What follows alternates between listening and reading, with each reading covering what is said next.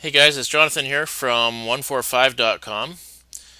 As you can see, I have a new little toy and I'm going to experiment with this toy today. There's my web address. We're going to experiment with this today and we're going to see if we can do a little bit of guitar theory. So I wanted to take a quick look at a few chords and break them down a little bit and hopefully give you a better understanding of what they are. So the first thing to know is that a major chord uses the 1, 3, and 5 intervals.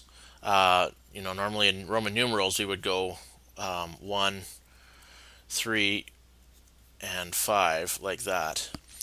Intervals out of the scale. So let's take a look at the G major chord just for fun, okay? Now you should be familiar with the G major chord.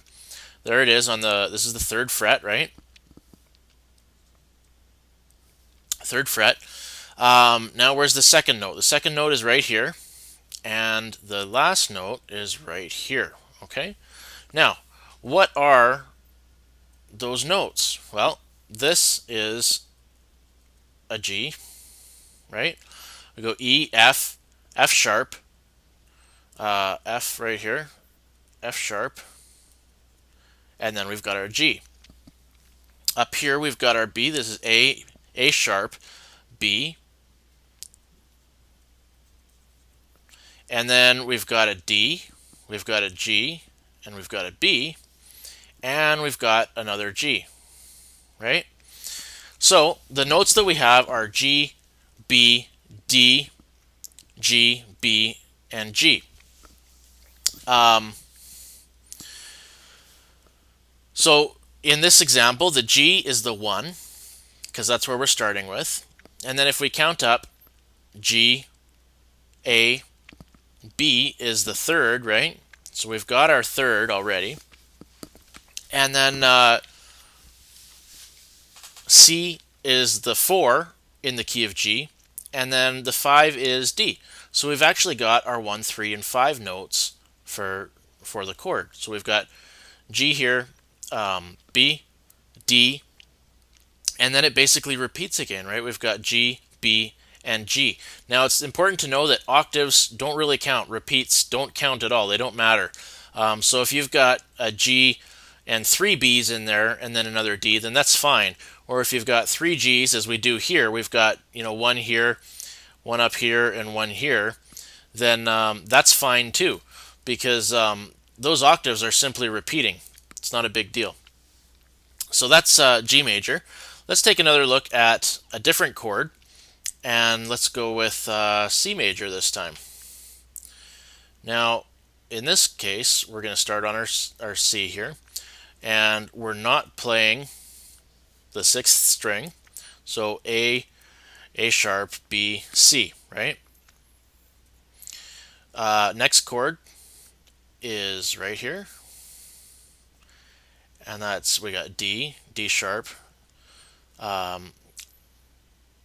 E, right?